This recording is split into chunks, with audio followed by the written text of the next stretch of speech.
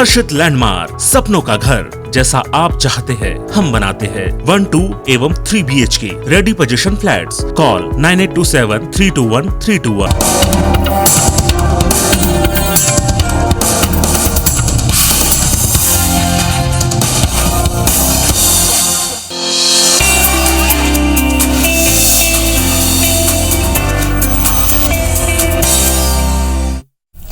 नमस्कार, सेहत से जुड़े हमारे खास कार्यक्रम हेल्थ गुरु में स्वागत है आप सभी का। मैं हूं आपके साथ ज्योति सिंह। दिल का मामला बहुत नाजुक होता है, चाहे वो रिश्तों से जुड़ा हो या फिर सेहत से। बदलती लाइफस्टाइल से दिल के मरीजों की संख्या में लगातार इजाफा हो रहा है। सिर्फ उम्र दराज लोग ही नहीं, अब तो नौजवान भी दिल की बीमारी के शिकार बन रहे हैं। वर्ल्ड हार्ट फेडरेशन के मुताबिक पूरी दुनिया में हर साल 17.5 करोड़ लोग हृदय रोग और स्ट्रोक से मर जाते हैं। भारत में हर साल 20 लाख लोग कोरोनरी हार्ट डिजीज यानी कि हृदय की धमनियों की बीमारी से मरते हैं। इनमें से ज्यादातर लोगों को मालूम ही नहीं होता कि उनकी जीवन शैली ही उनके दिल के लिए जोखिम पैदा कर रही है। दिल का ख्याल रखना बेहद जरूरी होता है, क्योंकि जब तक दिल धड़कता रहेगा तभी तक हम जीवित रहेंगे। तो वर्ल्ड हार्ट डे पर हमें हृदय से संबंधित बीमारियों को लेकर किस तरीके से जानकारी होनी चाहिए, क्या एहतियात बरतना चाहिए, ट्रीटमेंट की क्या अवेलेबिलिटी है, इन तमाम मुद्दों पर हम चर्चा करेंगे। शुरू करते हैं अपना खास कार्यक्रम हेल्थ गुरु।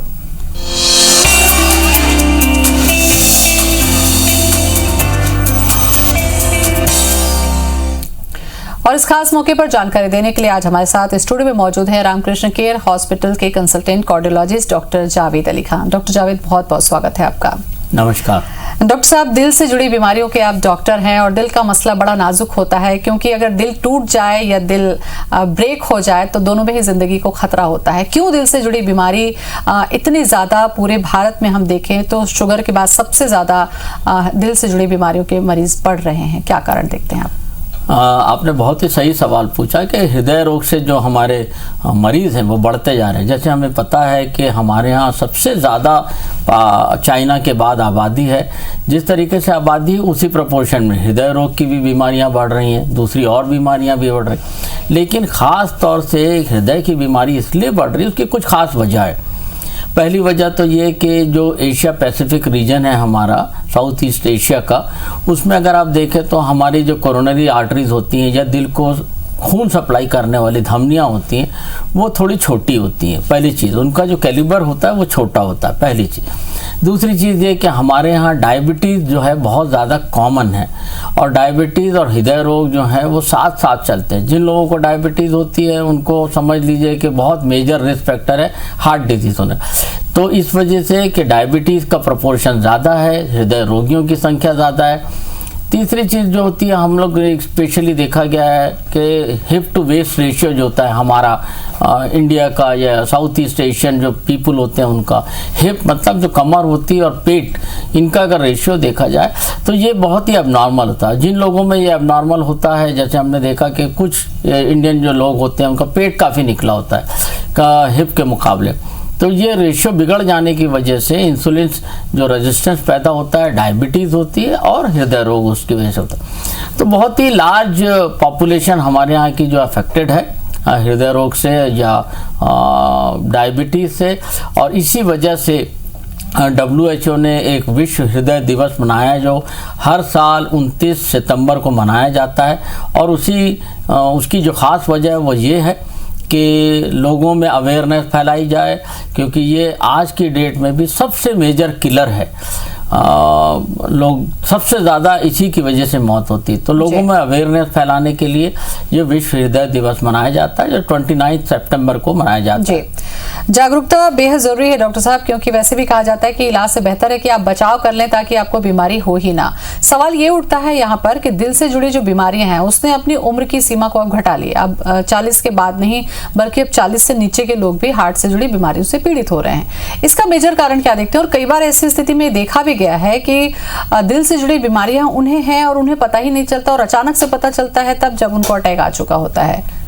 आपने दो सवाल पूछे, दोनों बहुत इंपॉर्टेंट। पहली चीज़ तो ये कि जो पहले हम पढ़ते थे कि हृदय रोग जो होता है वो 40 साल 50 साल की उम्र के बाद होता है, लेकिन अमूमन ये देखा जा रहा है कि जो हृदय रोग जो है उसकी एज इवन 30 साल 35 साल 30 साल से भी कम उम्र में हो रही है। उसकी क्या वजह है? उसकी बहुत सारी वजह है।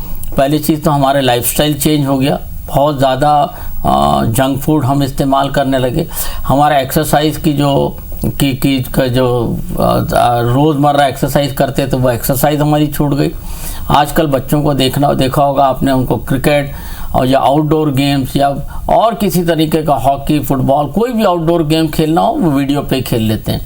तो हमारा जो लाइफस्टाइल है, खाना पीना है, आउटडोर एक्टिविटीज़ हैं, एक्सरसाइज है, ये सब बहुत ज़्यादा चेंज हो गया। हम पहले जल्दी सोते थे और जल्दी उठते थे, वो भी चेंज हो गया। अब हम लेट सोते हैं, लेट उठते हैं।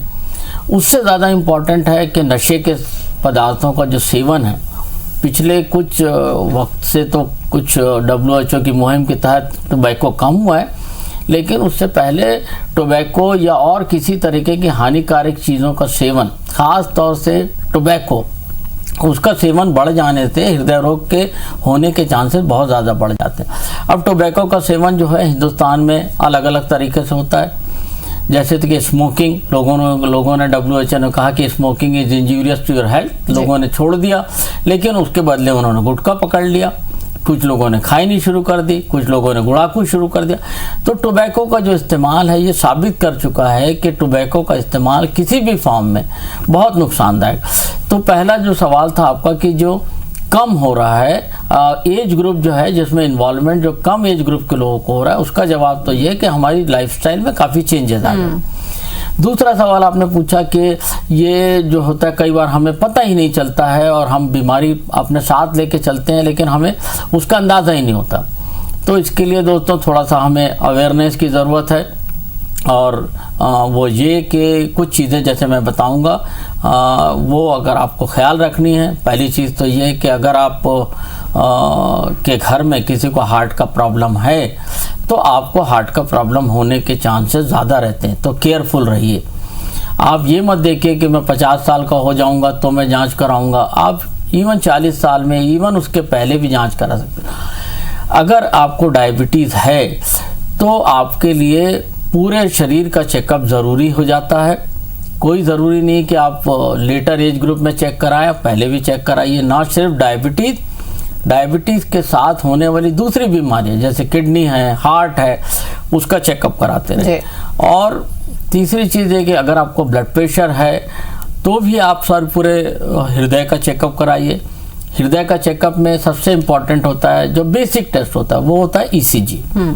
पहला काम है ECG कराइए, किसी कार्डियोलॉजिस्ट से या अपने फिजिशियन से मिलिए। अगर वो ECG ज़रूर करेंगे, ECG में उन्हें डाउट होता है आपके सिम्टम कुछ थोड़े हैं, डाउटफुल है, तो वो ट्रेडमिल कर सकते हैं, TMT जिसे हम कहते हैं, या इको कर सकते हैं। तो आपको ये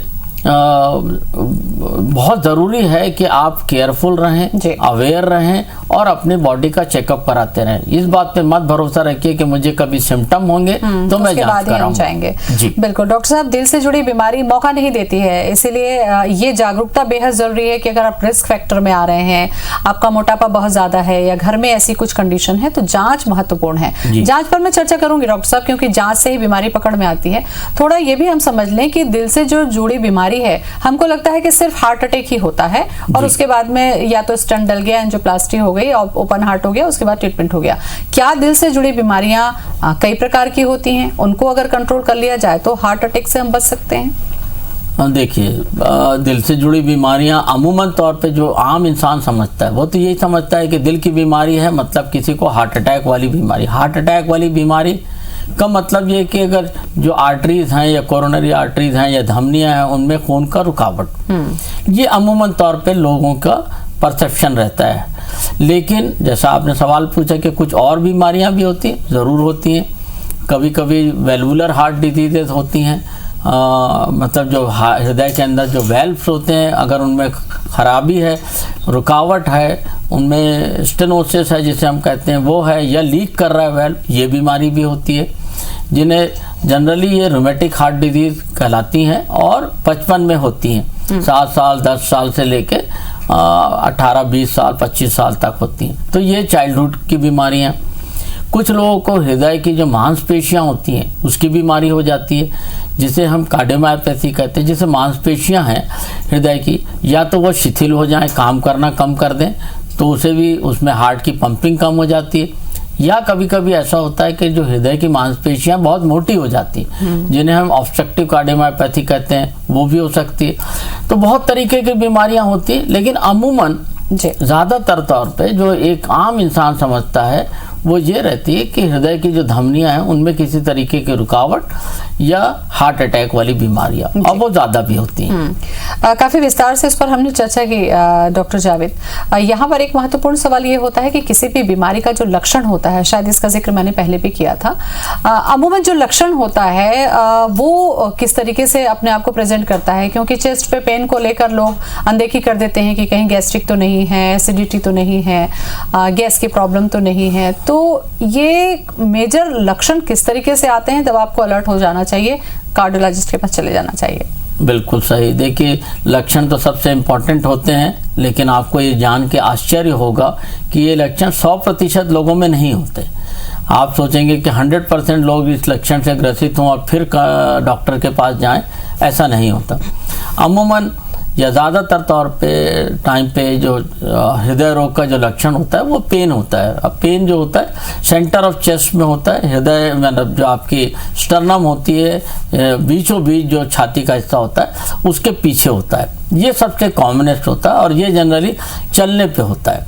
अगर आप वॉक कर रहे हैं, एक्सरसाइज कर रहे हैं या कोई एक्टिविटी कर रहे हैं तो दर्द होगा, तो सबसे कॉमनेस्ट। लेकिन ये सिर्फ 70-80% लोगों में होता है। बाकी के जो 20-25% जो लोग होते हैं जिनको डायबिटीज़ होती है, उन लोगों में ये लक्षण हो ज़रूरी नहीं।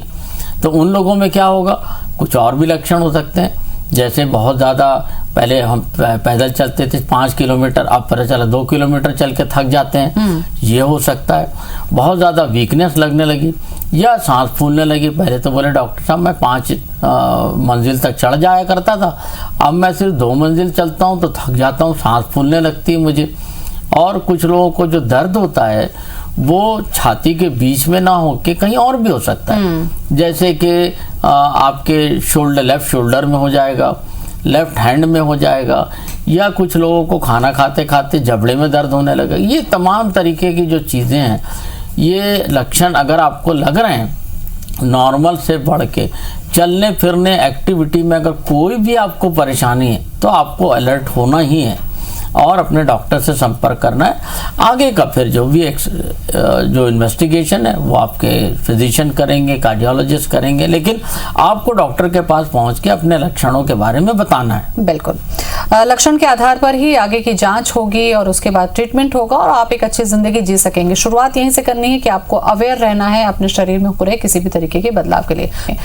दिल से जुड़ी बीमारी डॉक्टर साहब ऐसी होती है कि जब दिल में दर्द हुआ या प्रॉब्लम हुई तभी आप हॉस्पिटल जाते हैं। जैसे कि लक्षण के बारे में अवेयर रहने की जरूरत है, वैसे ही जांच के बारे में भी जरूरत है।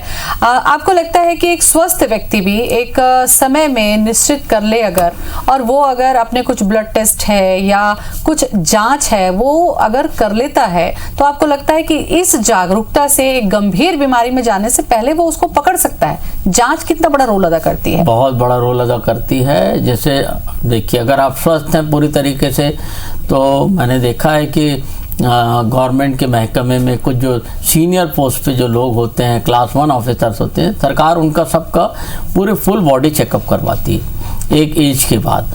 उसी तरीके से हम अपने सभी लोगों अगर डिसाइड कर लें कि मुझे 40 साल के बाद या 35 साल के बाद हर साल अपने बर्थडे पे अगर फुल बॉडी चेकअप करवाना है, तो उससे बहुत सारी चीज़ों का पता लग सकता है।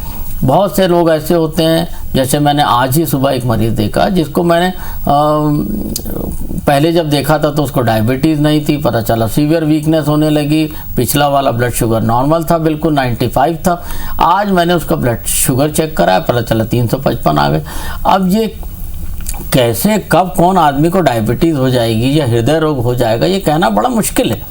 उसके लिए सिर्फ जांच ही जो है एक प्रिवेंशन का तरीका है।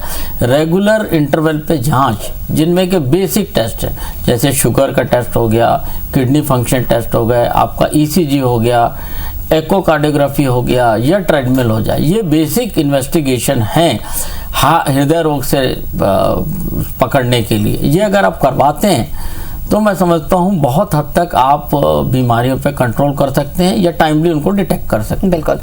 डॉक्टर साहब, जैसा कि अभी हम दिल पर चर्चा कर रहे हैं, ईसीजी की बात करें, इको की बात करें या फिर ट्रेडमिल टेस्ट की हम बात करते हैं, आपको लगता है कि ईसीजी करा लेना अपने आप में एक कंप्लीट है क्या, कि ईसीजी से डॉक्टर को ही पता चल जाता है और वो आपको फिर सजेस्ट कर देंगे कि आप आगे की जांच कराएं, और इससे जो खतरा होने वाला है उसको ट्रीटमेंट के जरिए कम किया जा सकता है? ईसीजी जो है वो तो बेसिक टेस्ट है। देखिए, ईसीजी सब छोटे छोटे जगह पे अवेलेबल होता है। अगर आप गांव में जाएंगे और सब अर्बन एरिया में जाएंगे, छोटे छोटे क्लिनिक पे जाएंगे, वहाँ पे भी ईसीजी अवेलेबल होता है और वो बिल्कुल बेसिक टेस्ट है, वो तो करना ही है। लेकिन ये बात ध्यान रखिए कि ईसीजी जो है वो सिर्फ 60-70% आपको इंफॉर्मेशन देता है जी। 30% इंफॉर्मेशन ईसीजी जो है वो या तो नहीं देता, या गलत देता है, या रॉन्ग रहता है, या कुछ इसमें प्रॉब्लम रहते हैं। हो सकता है कि कभी कभी ये भी देखा है हमने कि किसी को हार्ट अटैक होता है और ईसीजी में कुछ पकड़ नहीं आता, क्योंकि देखिए ईसीजी जो है वो एक हृदय की इलेक्ट्रिकल एक्टिविटीज को पकड़ता है। अब अगर जहाँ जहाँ पे हमने इलेक्ट्रोड लगाए हैं ईसीजी के, वहाँ पे अगर कोई प्रॉब्लम होगा तो उनको पकड़ लेगा। कुछ ऐसे एरियाज भी होते हैं हृदय के जिनमें ईसीजी पकड़ में नहीं आता ईसीजी में, इसीलिए कुछ और भी टेस्ट बनाए गए हैं, जैसे कि इकोकार्डियोग्राफी बनाई गई जो हृदय के पूरे फंक्शन को देखता है, वेल्व को देखता है, हार्ट से काफी हद तक पता चल जाता है। उससे भी काफी हद तक पता चलता है। कुछ ब्लड टेस्ट हम करते हैं जिसमें कि पता चलता है कि भाई इनको हृदय रोग हो रहा है या नहीं हो रहा है, जिसमें कार्डियक मार्कर हम कहते हैं, उससे पता। तो कुछ टेस्ट हैं जो करने से ही पता चल सकता है।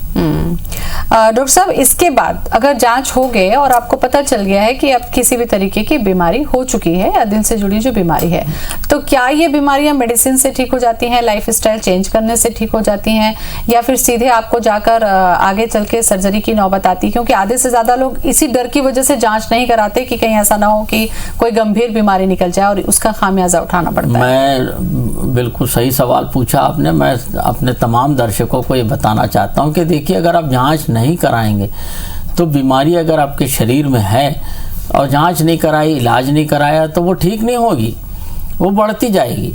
और ये बात ध्यान रखिए कि हर जो बीमारी होती है उसका इलाज ऑपरेशन होता है, ऐसा बिल्कुल नहीं है। बहुत सारी बीमारियां ऐसी भी होती हैं जिनको हम दवाओं से ठीक करते हैं। बहुत सारी बीमारियां होती है जिनको हम एंजियोग्राफी करते हैं और बोलते हैं कि भाई तुम्हारे प्रॉब्लम जो है वो ज़्यादा नहीं है, या आप दवा खाइए और बाद में 6 महीने साल भर के बाद हम फिर से आपको इवेलुएट करेंगे। कभी कभी ये होता है कि एंजियोग्राफी की या और दूसरे टेस्ट की और पता चला कि बीमारी मॉडरेट है, दरमियानी है, तो उस कंडीशन में बाईपास सर्जरी की ज़रूरत नहीं है, एंजियोप्लास्टी से भी ठीक हो सकता है। वो तो छोटा टेस्ट होता है, छोटा तरीका होता है, 2 दिन में डिस्चार्ज हो जाता है मरीज। तो एंजियोप्लास्टी मुमकिन होती है, 2 दिन में डिस्चार्ज होकर घर चला जाता है। लेकिन अगर आपको ज़्यादा प्रॉब्लम है और बाईपास सर्जरी की ज़रूरत है या कोई और सर्जरी की ज़रूरत है, तो वो अगर आपको बता दिया जाता है तो उस कंडीशन में आप ज़्यादा एहतियात करेंगे। सर्जरी कराना नहीं कराना ये बहरहाल मरीज का अपना खुद की चॉइस होती है, लेकिन अगर आपको पता है तो आप ज़्यादा केयरफुल रहेंगे, दवाइयाँ वक्त पे खाएंगे, लाइफस्टाइल मॉडिफाई करेंगे, और अगर ज़रूरी है तो सर्जरी भी कराएंगे। तो लेकिन नहीं जांच कराना वो इस चीज का हल नहीं है। बिल्कुल बिल्कुल। डॉक्टर साहब, जैसा कि दिल की बीमारी के लिए कहा जाता है कि मान लीजिए ब्लड प्रेशर से शुरुआत होती है, तो जब बीमारी की शुरुआत होती है उसके बाद प्रिकॉशन पर जाते हैं, अपने जो डाइट प्लान पर जाते हैं, या हार्ट से जुड़ी प्रॉब्लम होती है उसके बाद आप जाते हैं। क्या कुछ ऐसा नहीं किया जा सकता है कि आपकी अपने लाइफ स्टाइल एक एज के बाद आप मेंटेन कर लें तो वो जो खतरा है वो कम हो? वो किस तरीके से होनी चाहिए, मुझे लगता है ये जानना भी जरूरी है। बहुत जरूरी है। जो आपने बोला ना, एकदम ये बॉटम लाइन है, ट्रीटमेंट का सबसे इम्पॉर्टेंट हिस्सा है। देखिए, एंजियोप्लास्टी करना, बाईपास सर्जरी करना, ये सब टेम्परेरी चीज़ें हैं, ये कभी फुल प्रूफ 100% क्योर नहीं करती। कुछ प्रॉब्लम हुआ हृदय के अंदर, हार्ट के अंदर में रुकावट आई, हमने उसको खोल दिया, ये टेम्परेरी है। लेकिन जो ब्लॉकेज होने की प्रक्रिया चल रही है शरीर के अंदर, हृदय के अंदर, वो तो कंटिन्यूअस चल रही है। उसको रोकने के लिए ही लाइफस्टाइल मॉडिफिकेशन ज़रूरी है। लाइफस्टाइल मॉडिफिकेशन जैसे मैंने पहले बताया, हमको सब चीज़ों का ख्याल रखना। सबसे पहले खाना पीना, बैलेंस डाइट होती है। अब बैलेंस डाइट मेरे को बताने के लिए आपको बड़ा लंबा टाइम लगेगा, लेकिन एक बैलेंस डाइट होती है जिसमें कि कितना हमको कार्बोहाइड्रेट लेना है, कितना प्रोटीन लेना है, कितना बाकी चीज़ें लेनी है, मतलब कोलेस्ट्रॉल लेना है, ये चीज़ हो, ये बैलेंस डाइट है। ये हम डिटेल में चर्चा कर सकते हैं किसी और प्रोग्राम। तो सबसे पहले बैलेंस डाइट। दूसरी चीज़ रेगुलर एक्सरसाइज का बहुत मेजर रोल है। एज पर रिकमेंडेशन हमको रोज चलना चाहिए करीब करीब 45 मिनट तक के। और ये जो वॉक है या एक्सरसाइज है ये ब्रिस्क होनी चाहिए। अगर हम वॉक करते हैं तो ब्रिस्क वॉक करना चाहिए या एरोबिक एक्सरसाइजेस कर सकते हैं। दूसरी चीज़। तीसरी चीज़ जंक फूड से हमको परहेज करना चाहिए। ये सबको पता है लेकिन सब खाते हैं, बड़ा प्रॉब्लम है सबको। चौथी इंपॉर्टेंट चीज़, अगर हम किसी तरीके का नशा करते हैं, खास तौर से टोबैको का या और किसी ड्रग के आदी है, तो बहुत मुश्किल है। क्योंकि टोबैको जो है किसी भी फॉर्म में बहुत नुकसानदायक है। तो जिसके जैसा मैंने पहले बताया कि टोबैको हम तरह तरह के फॉर्म में इस्तेमाल करते हैं। गुटखा है, गुड़ाकू है, ये वो सब चीज़ें बिल्कुल परहेज नहीं करनी। उसके बाद जो है, अगर आपको डायबिटीज़ है, आपको ब्लड प्रेशर है या आपको और किसी तरीके की कोई बीमारी है और आप उन दवाओं को खा रहे हैं, तो उनको बिल्कुल रिलीजियसली खाएं। क्योंकि अगर आपकी डायबिटीज़ कंट्रोल रहेगी, ब्लड प्रेशर कंट्रोल रहेगा, तो हृदय रोग होने के चांसेस कम हो जाते हैं। नहीं तो डायबिटिक लोगों में, हाइपरटेंसिव लोगों में कम से कम 2 से 4 गुना, मतलब समझ लीजिए 200 to 400% चांसेस बढ़ जाते हैं हृदय रोग होने के। तो ये सब चीज़ें हैं। मुझे लगता है इतनी जानकारी डॉक्टर साहब आपने जो दी है, अगर इसको हम अपने लाइफ में जोड़ लेते हैं तो कम से कम हृदय रोग की जो गंभीरता है उससे खुद को बचा सकेंगे। बहुत अहम जानकारी आपने दी, बहुत बहुत शुक्रिया आपका।